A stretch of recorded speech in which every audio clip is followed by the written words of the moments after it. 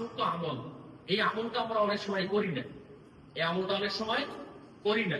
আল্লাহ নবী সাল্লাল্লাহু আলাইহি ওয়াসাল্লাম সহিহ মুসলিম শরীফের হাদিসে বলছেন, এই শোনো, মুয়াজ্জিন যা বলে, আল্লাহু আকবার আল্লাহু আকবার থেকে শুরু করে লা ইলাহা ইল্লাল্লাহ, মুয়াজ্জিন যা বলেছে তোমরা তাই বলো।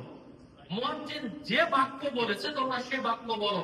শুধু হাইয়া আলাস সালাহ, হাইয়া আলাল ফালাহ, এই দুইটা ক্ষেত্রে বলো যে লা হাওলা ওয়ালা কুওয়াতা ইল্লা বিল্লাহ, লা হাওলা ওয়ালা কুওয়াতা ইল্লা বিল্লাহ, এই দুইটা বাক্য বলো। আর মুয়াজ্জিন যা বলেছে তুমি তাই বলো। মুহাম্মদ সাল্লাল্লাহু আলাইহি ওয়াসাল্লাম বলেছেন, মাদু কলবিহি, কেউ যদি অন্তর থেকে বলে, কেউ যদি অন্তর দিয়ে বলে যে আল্লাহু আকবার আল্লাহু আকবার, অন্তর দিয়ে যদি কেউ বলে আশহাদু আল্লা ইলাহা ইল্লাল্লাহ, অন্তর দিয়ে যদি কেউ বলে আশহাদু আন্না মুহাম্মাদুর রাসূলুল্লাহ, অন্তর দিয়ে যদি কেউ বলে লা হাওলা ওয়ালা কুওয়াতা ইল্লা বিল্লাহ, অন্তর দিয়ে যদি কেউ বলে আল্লাহু আকবার আল্লাহু আকবার, অন্তর দিয়ে যদি কোনো ব্যক্তি বলে লা ইলাহা ইল্লাল্লাহ। এবার আল্লাহ নবী সাল্লাল্লাহু আলাইহি ওয়াসাল্লাম বলেন, অন্তর দিয়ে যদি তুমি বলতে পারো তাহলে আমি মুহাম্মদ বলছি দাখালাল জান্নাত, তাহলে তুমি জান্নাতে পৌঁছে গেছো। সুবহানাল্লাহ। তার মানে আযানের জবাব দিলে কোথায় যাওয়ার সুযোগ আছে? জান্নাতে। অনেক মানুষ দেখবেন আযান হয় মসজিদে বসে গল্প করে, আসলে আযান হচ্ছে চার দোকানে আড্ডা দিচ্ছে, আযান হচ্ছে ওযুখানায় বসে গল্প করে, আযান হচ্ছে বাড়িতে বসে গল্প করে। মা বোন যারা আছেন, যে অবস্থাতেই আপনি থাকেন না কেন, যদি বাথরুমে আপনি না থাকেন আর যেখানে আপনি রান্না করতেছেন, জোহরের আযান হয়ে গেল, রান্না করা অবস্থায় আপনি আযানের জবাব দিবেন। বুঝতে পারেন নাই?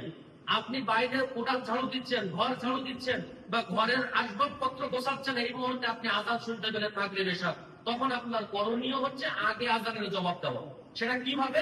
মান কলবিহি, অন্তর থেকে আপনি দিবেন, অনুভব করবেন আল্লাহু আকবার, মানে আল্লাহ মহান। বুঝতে পারবেন? এই বাক্যগুলো যখন আপনি অন্তর থেকে জবাব দিবেন, তার মানে আল্লাহ রাসূল বলছেন দাখালাল জান্নাত, তার মানে তুমি জান্নাতে চলে গেছো। সুবহানাল্লাহ। তাহলে এই যে ছোট্ট আমলটা, আচ্ছা ভাই আযানের জবাব দিলে এমন তো না যে মসজিদ ইমাম সাহেব বলবে এই আযানের জবাব দিচ্ছেন কে কে, সবাই 1 লাখ করে টাকা দেন, বলবে? বলার সুযোগ আছে? সভাপতি সাহেব যদি এসে বলে এই আযানের জবাব দিছো কে কে, 1% করে টাকা মসজিদে দিতে হবে, বলার সুযোগ আছে? তো এই সুযোগ যখন আমার নাই, তাহলে আমি জান্নাত আচ্ছা করবো কেন? আল্লাহ কোন আমলের মাধ্যমে যে আল্লাহ আমাকে জান্নাতে দিবে আমি বলতে পারবো? আপনি বলতে পারবেন? কেউ ধর আমি 5 ওয়াক্ত সালাত পড়ি, আমার দুনিয়া আর কোনো আমল নাই, এই কি আমি জান্নাতে চলে যাবো, বলার সুযোগ আছে? নাই। তারপরে আপনার যদি এমন হয়ে যায় যে আপনি এমন কোন আমল করলেন, সেটা আযানের জবাব দিলেন, আযানের জবাবটা যদি আল্লাহর কাছে ভালো লেগে যায়, তাহলে আপনি বিনা হিসাবেও জান্নাতে চলে যেতে পারেন।